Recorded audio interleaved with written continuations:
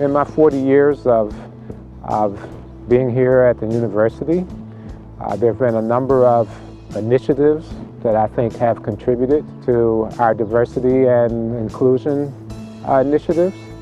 I would say one of the more important aspects that was done was the creation of a dedicated framework for diversity, which was instituted by Central University, Old Main, and the intent was to have every academic unit develop a strategic plan, one that would be published and could be shared with our peers and colleagues as to the commitment the university had to this overall goal. Little did we know at the time that it would become a best practice and model that would go across the country for other universities to emulate.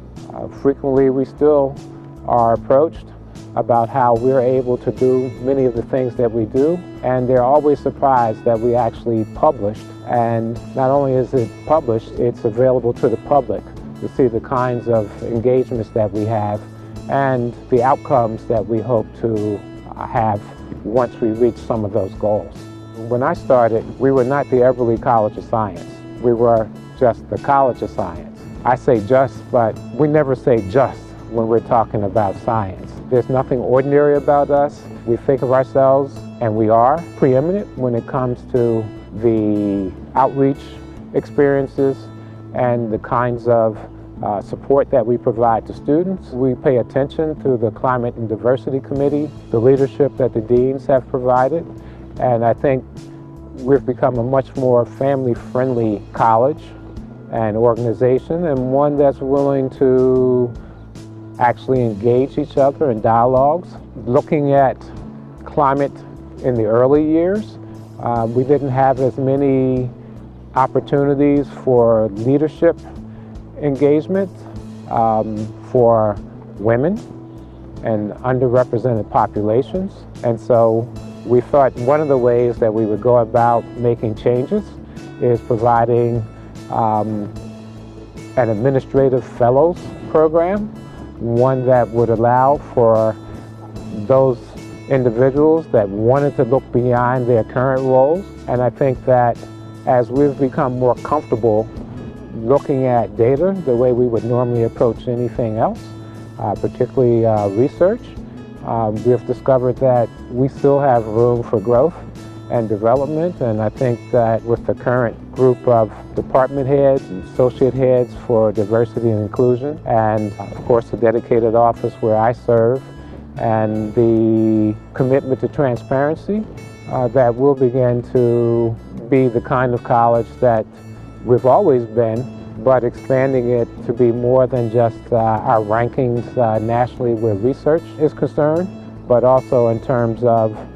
the importance of being a family-friendly, student-centered, engaged community of scholars. We've been fortunate in the college to have a number of individuals that have been champions. We've had not just champions, but individuals that have taken on extraordinarily tough roles and made some really hard choices about the initiatives and direction of the college. Believe it or not, we weren't always comfortable talking about race and religion and sexual orientation. I know you find that hard to believe, but those things were taboo in their earlier years. This was last century. Norm Fried was one of the persons that I had a chance to work with. He was associate dean, and in his role, we didn't have as many associate deans as we have now, and so he tended to be the associate dean for everything. Now, of course, we have individuals like Chuck Fisher and Andy Stevenson, Teresa Deal, Mary Beth Williams, and of course, Dean Cavender, who have continued embracing moving us forward.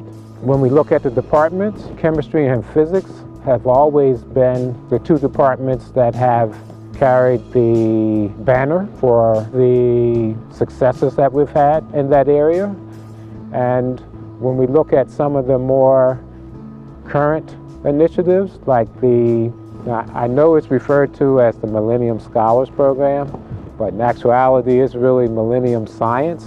I mean, science was the college that made it happen.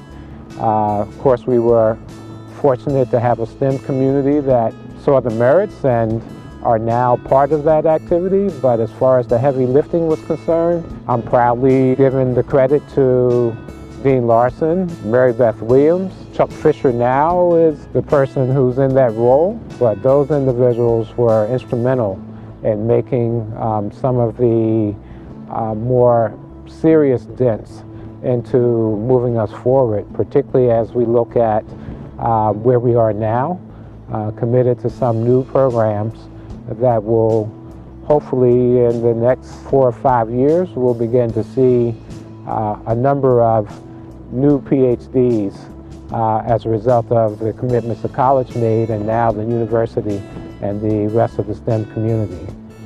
As I look internally, of course, we've always had our partners. I would say development helped us move from being just the College of Science to the Eberly College of Science. During those times, this didn't exist, this being, of course, the Millennium Science Complex. Not just the Millennium Science Complex, but the Life Sciences building wasn't here, the building directly behind us. Thomas was not here. We were across the road on the other side of Ritenour. That was where most of the science buildings were located. One of the things that I would like to see happen as we look forward, well, my understanding is the second 40 years are probably the most productive, so I'm certainly looking forward to that. But where the university is concerned, I think there are a number of opportunities we still have to make progress and to embrace one of the slogans that I thought that we would have already in place, and that's excellence through diversity. The dean has charged our associate heads for equity and diversity with the kind of direction I think that will make a difference, having the kind of diversity in departments that reflects not just our commitment to being the best regional university, but the best national and international university as well. We have the Millennium Scholars Program in place. We want to have a similar program for graduate students. Also, with our new communications department, once they're up and running and have the kind of investment, we'll be able to be more out front and working with our external constituents that will allow not just for this to be a well-kept secret here in Happy Valley, but also a place that will be best, not just best in class, but for the College of Science, college of choice for underrepresented populations. I think that as we look at some of the investments that development is able to secure for us and the way the alumni are supporting these efforts and initiatives, we'll also begin to see that in those ranks as well. As I look at the time that I've enjoyed and actually had the privilege of being part of the Eberly College of Science, I'm proud of a number of activities that we've been able to do together. Working with the departments, we started a program that allowed us to do clustering of classes. One of the things that was occurring when I arrived is we had large classes. We were able to look at that effort, particularly since some of the gatekeeping courses were identified, and we were able to have the kind of success with underrepresented groups in small classes that allowed us to extend that to the college community at large. We have embraced being more than just a rigorous college, but being partners with students and the other members of the university community. So I think we'll begin to look at retention as an important part of who we are as well. We've also begun to look at undergraduate education, and I think that with that under the auspices of Mary Beth Williams, the kinds of engagement that she has in mind will allow us to move forward with opportunities for students outside of the classroom. We've already begun to see the kinds of changes that she made. We now have learning assistants, and these are students that are undergraduates who are supporting actually making it possible for us to begin looking at how to impact retention and actually growing our ability to have students that have always been excited about science actually leave with a degree in science and enjoy getting to the degree. There have been a number of things that stand out in my mind that have had an impression on me. I can remember when my office was over in Whitmore Labs.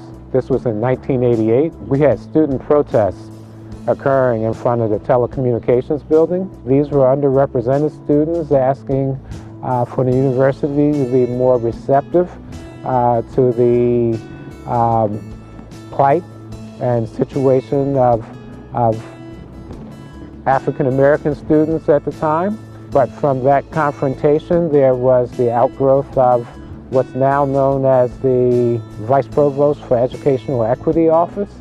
And that office has contributed to a number of the partnerships that the College of Science has enjoyed. But I think it shouldn't always be left up to students to bring about changes. We have to begin to be more committed to looking at ourselves inwardly and working with students to contribute to that overall effort to change who we are and to have the kind of progress that we all agree to and embrace. One of the things that I think that I would do if I could pass on wisdom to a successor would be, don't take yourself too serious. Oftentimes, being able to laugh and to share that laughter with the people you work with is able to accomplish a lot more than being too serious. I know I think of myself as someone who had these strong family and moral values when I came into the college. And then as I became responsible for getting students through their dreams to be scientists, I found that I had to rely on the entire university community. And so, just like a family, I found that you couldn't always say what you think or wanted to say, because if you did that, that meant that you didn't always get the kind of response that you were hoping for. So people always believe that you have these wonderful plans in mind when you're about to retire. I'm hoping that the second 40 years will be my most productive. And so as I look at some of the things that I would like to do, one, I would like to maintain my affiliation with the College of Science and the university, so that means I'll probably have to register for some courses here. One of the things that I want to do personally for myself would be to compete in international table tennis tournament. The World's Veteran Table Tennis event is taking place in 2018. I hope to be not just a competitor, but to win an international title. We have a number of students that I would like to see finish their programs and get their doctorates through the Millennium Scholars Program. So I hope to stay in touch with some of them too. Long term, I'm hoping there's a long term, and not think of this as winding down, but the beginning of a new direction.